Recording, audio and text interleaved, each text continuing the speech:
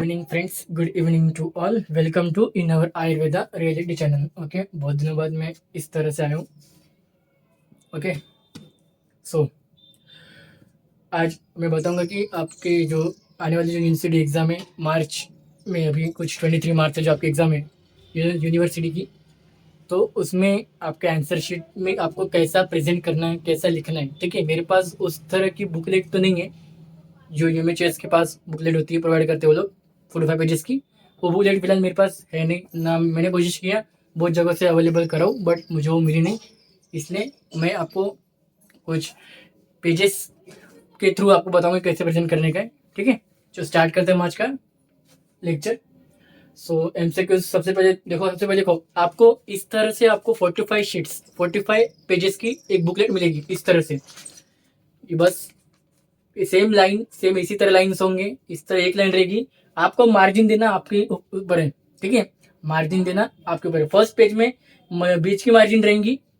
First page जो होता है, अब जैसे बुकलेट सबसे पहले जो फर्स्ट पेज होता है, जो आपके हाथ में बुकलेट आएगी, जो आपका फर्स्ट पेज होगा, उसमें आप सभी आपका नाम तो नहीं, आपका रोल नंबर और लैंग्वेज ऑफ आंसर वो लिखना पड़ेगा सेम नीचे, और आपकी सिग्नेचर लगेगी। और सेम उसके नीचे सेम वही पेपर, कौन सा पेपर 1 पेपर 2 है, उसका सब्जेक्ट का नाम, लैंग्वेज ऑफ आंसर, आपकी सिग्नेचर, बस खत्म। इतना ही आपको 3 चीजें लिखने के, ऊपर भी और नीचे भी।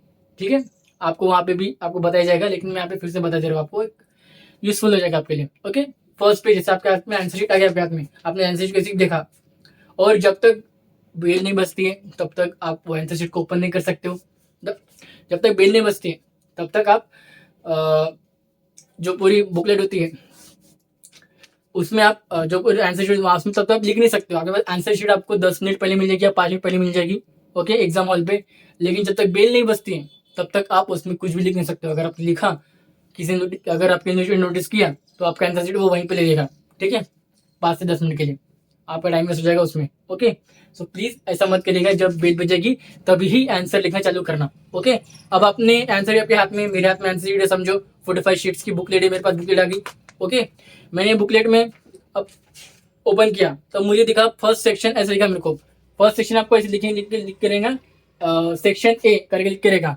ठीक है, एमसीक्यूज के लिए सेक्शन होता है वो, एमसीक्यूज लिख के नहीं होता है एमसीक्यूज वगैरह, बस आपको एक लाइन बीच में देख के रहेगी। आपका आजू बाजू ना वो एमसीक्यू का पेज रहता है, स्पेशली वो पेज एमसीक्यू वाला पेज रहता है, जिसमें आपको 1 2 3 4 5 6 7 8 9 10 11 12 13 14 15 20 एमसीक्यूज आपको यहाँ पे लिखने होते हैं। ठीक है, कैसे लिखने होते हैं एमसीक्यूज आपको देखो। जैसे फर्स्ट नंबर आप देखो, अब मार्जिन बहुत से लोग मार्जिन देते हैं, आप यहाँ पे एक मार्जिन दे सकते हो जैसे मैंने दिया है, नहीं भी देंगे तो चलेगा। ओके, ठीक है, ये 20 एमसीक्यूज। ओके, यहाँ पे 20 से भरने का है।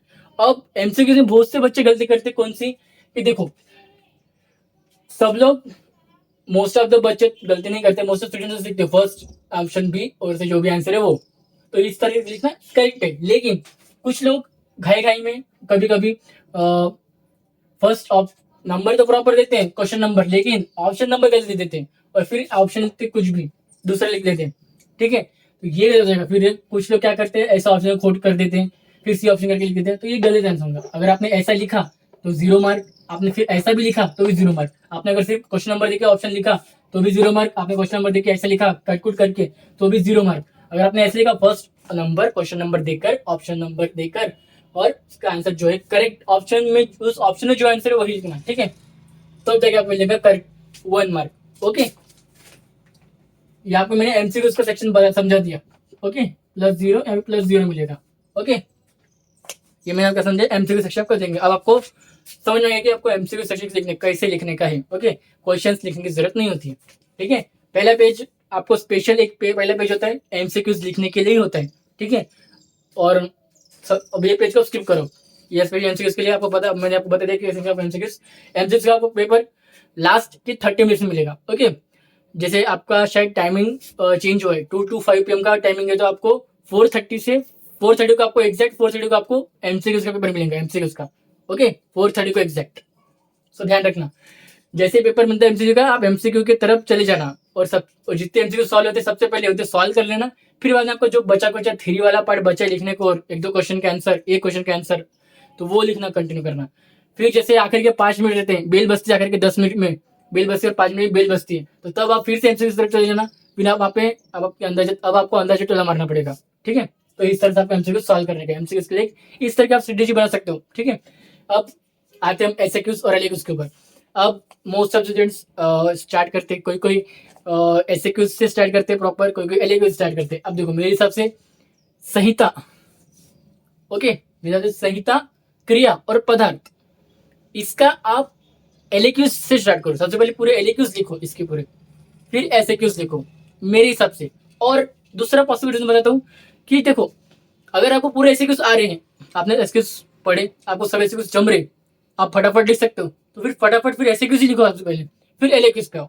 ठीक है, क्योंकि फिर आप एलएक्यूज में एक आधी एलएक्यूज में अटक जाओगे लिखते लिखते, इसलिए ये सेकंड पॉसिबिलिटी रीजन है मेरे हिसाब से। आपका आपने अगर आपके पास ऐसे रीजन है, ओके, मेरा second possibility. Okay, third possibility आप अपने हिसाब से भी कर सकते हो। ठीक है, मैंने अपने हिसाब से बताया, और एक रीजन एक और एक पॉसिबिलिटी बताया मैंने, और फिर थर्ड पॉसिबिलिटी अब आपके हिसाब से कि आपको कौन सा आपको जनता है पहले, एसएक्यूज या एलएक्यूज।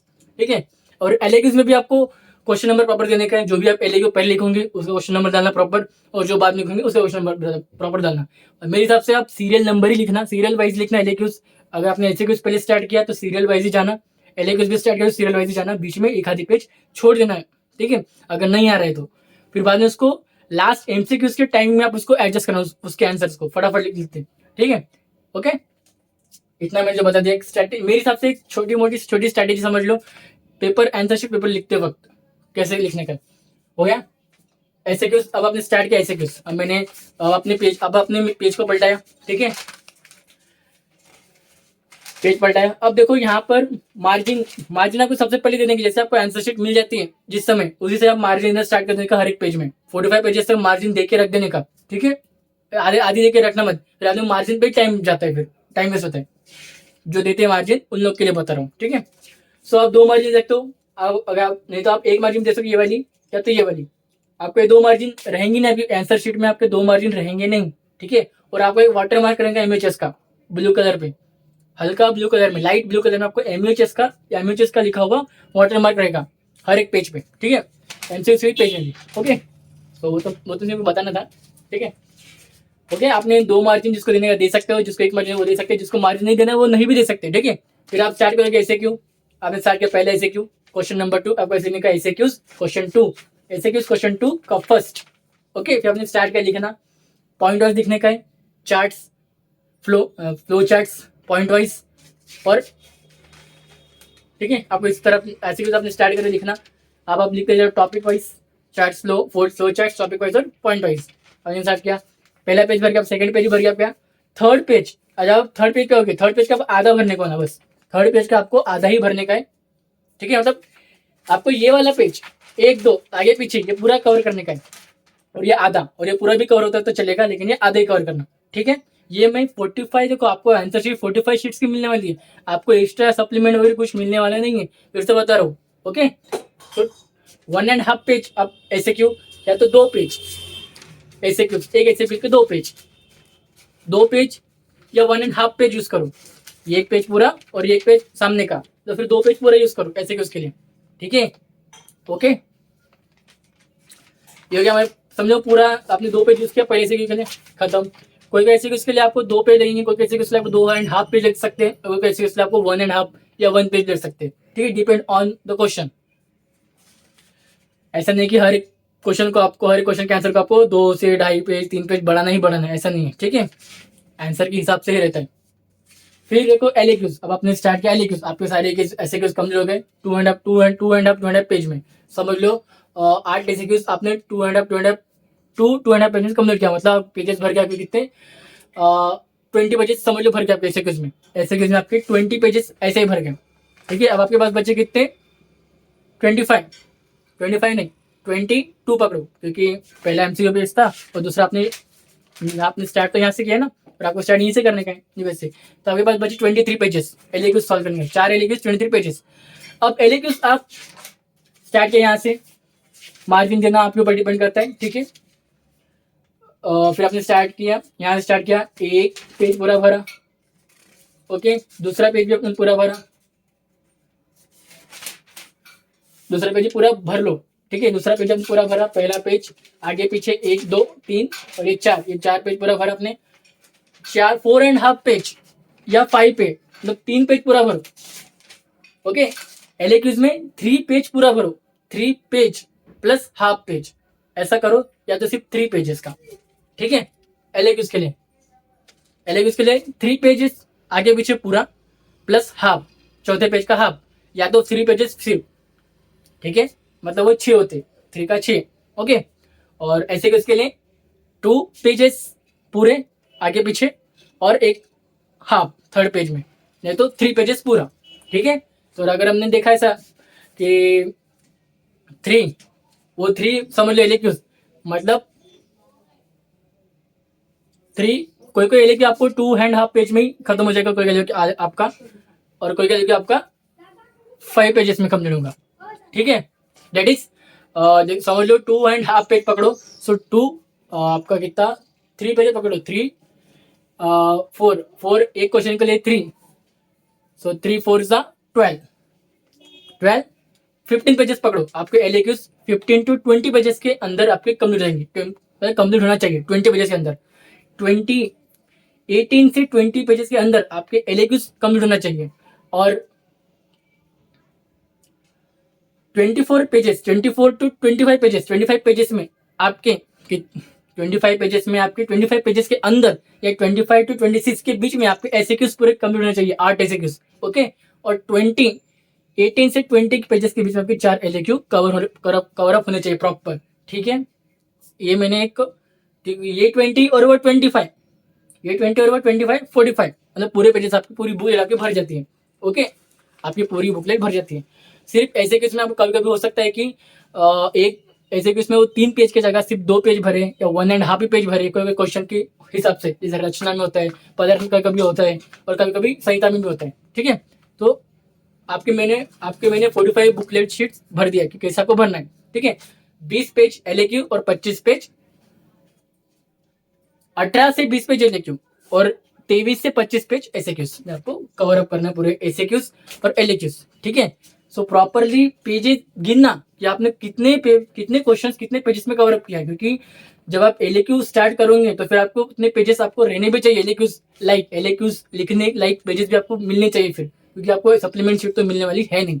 ओके, याद रखना। ठीक है, जब भी आप ऐसे को स्टार्ट करोगे सबसे पहले, या एलएक्यू स्टार्ट करोगे सबसे पहले, ठीक है, तो सोच समझ के आप सबसे पहले पेजेस गिनना, आपको कितने पेजेस में एलएक्यूज खत्म करने वाले हो, कितने पेजेस में एलएक्यूज खत्म करने वाले हो, ये सब आपको ध्यान पे रख के ही आपको अपनी लिखना स्टार्ट करना है। ऐसा नहीं कि आप लिखते जा रहे हो, आपका एक एलएक्यू 4 पेज में खत्म हो रहा है, दूसरा आपका एक एलएक्यू 6 से 7 पेज में खत्म हो रहा है, फिर आपके पास पेजेस ही नहीं बच रहे एलएक्यू लिखने के लिए। ऐसा नहीं होना चाहिए। ठीक है, इसलिए आप सबसे पहले पेजेस गिन लेना और माइंड में सेट कर लेना कि आपको इतना, ये वाला एमसीक्यू इतना ही लिखने का, इतने पेज में ही कवर अप करने का पूरा ये वाला एमसीक्यू। तो उस हिसाब से आप अपने हिसाब से देखना। ठीक है, आप जैसा सेट कर सकते हो माइंड में उस समय। ठीक है, जब आपके सामने आंसर शीट होगी, नहीं तो मोस्ट ऑफ द स्टूडेंट्स क्या करते हैं, उनके एमसीक्यू छूट जाते हैं क्योंकि पेजेस नहीं बचते, क्योंकि वो बहुत सारे लिखते बढ़ते उनको ध्यान में नहीं रहता कि सिर्फ 45 पेजेस की शीट है, वो 50 शीट्स नहीं है, वो 45 पेजेस की शीट है। आगे पीछे गिन के बोल रहा हूँ, 45 पेजेस की मिलती है शीट वो। ओके, ज्यादा नहीं मिलती वो, और सप्लीमेंट तो मिलता ही नहीं। ठीक है, ओके, सो मैंने बता दिया आपको एसएक्यूज कितने पेजेस कवर करने के, एलएक्यूज कितने पेजेस कवर करने के, और हाँ एसएक्यूज और टाइम मैनेजमेंट, अब मेन टाइम मैनेजमेंट होता है। एसएक्यूज के लिए आप 12 मिनट पकड़ो, 10 से 12 मिनट एक एसएक्यू के लिए, जैसे 10 मिनट, बस 10 मिनट एक एसएक्यू हो जाना चाहिए, 10 मिनट में एक एसएक्यू, और आपको जितने पेज भरने का एसएक्यू के लिए उतना होना चाहिए 10 मिनट के अंदर, 10 मिनट के अंदर, कहीं कभी 10 से 12 मिनट के अंदर। लेकिन हर एसएक्यू में 12 मिनट लगाना नहीं, हर एक एसएक्यू में 10 मिनट लगाने की कोशिश करना, वो 12 मिनट 15 मिनट तक चल जाते फिर कुछ भी एसएक्यू में। इसलिए बोल रहा हूँ हर एक एसएक्यू 10 मिनट के अंदर, हर एक एसएक्यू 15 मिनट के अंदर।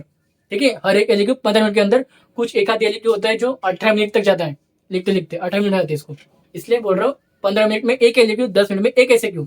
ओके, मतलब 10 8 80, मतलब 1 आवर 20 मिनट्स में आपके पूरे एसएक्यूज हो जाने चाहिए। और 15 4 60, तो 1 आवर में आपके पूरे एलएक्यूज होना चाहिए, मतलब 2.5 मीन्स 2 आवर्स 20 मिनट्स में आपके एसएक्यूज और एलएक्यूज कंप्लीट होने चाहिए। ठीक है, 10 मिनट फिर आपको चेक कब पूरा पेपर चेक करें 10 मिनट में। ठीक है, फिर बाद में आपको एमसीक्यूज की पेपर मिल जाएंगे, एमसीक्यूज पेपर आपको जो भी हाथ में रहेगा आपका। ठीक है, फिर एमसीक्यू सॉल्व करो, फिर बाद में और जो क्वेश्चन आपने छोड़ा है, पेजेस छोड़े, उसको भरना स्टार्ट करो। ठीक है, आखिरी टाइम में वही करना पड़ता है हर स्टूडेंट को, जो क्वेश्चन छूट गया है उसको फिर से लिखकर, जो क्वेश्चन छूट गया है, आपने पेजेस छोड़े होंगे कहीं ना कहीं, गैप छोड़े होंगे लिखने के लिए, तो वो सब भरो। ठीक है, एमसीक्यूज के बाद, और एमसीक्यूज 15+ करेक्ट होने चाहिए हर एक स्टूडेंट के। ठीक है, तब जाके पासिंग मार्क्स की होप होती है कि हाँ हमने एमसीक्यूज 15+ कवर अप किए आज के पेपर में, तो हमारी पासिंग मार्क्स आराम से जाएगी, आराम से क्रॉस हो जाएंगे। अगर 15 मार्क्स एमसीक्यूज कवर अप है तो 15+, ओके, 12 मार्क्स है तो बाउंड्री पास होने के चांसेस होते हैं, और 12 से कम एमसीक्यूज करेक्ट आ रही, फिर तो चांसेस ही नहीं होते पासिंग मार्क्स के। ठीक है, क्योंकि हर एक एमसीक्यू में 3 या 2 मार्क मिलते हैं, और हर एक एमसीक्यू में 6 या 5 मार्क मिलते हैं। ठीक है, और एकदम जो टॉपर जो लिखता है पेपर, उसको एमसीक्यूज में 4 या तो 3, और एलएक्यूज में 7 या तो 6। ठीक है, ये समझ के चढ़ो, समझ के चलो, और माइंडसेट बना के रखो कि इतने ही मार्क्स मिलते हैं इतना लिखने से। क्योंकि अगर तुमने ज्यादा भी लिखा है तो उतना ही मार्क्स मिलेंगे, अगर तुमने कम लिखा उस क्वेश्चन का आंसर तो भी उतना ही मार्क्स मिलेंगे। ठीक है, ये कॉमन मार्क्स है जो मैंने बताया आपको, जो एग्जामिनर देता है ऑनलाइन चेक करते वक्त। ओके, सो इतना जो मैंने बताया ध्यान में रखो। वीडियो को रिप्ले करके देखो, वीडियो को आगे पीछे करके देखो, जो आपको नहीं समझाए मैं डिस्क्रिप्शन बॉक्स में नंबर डाल दूंगा व्हाट्सअप का, अब उसमें मुझे मैसेज करके पूछ सकते हो।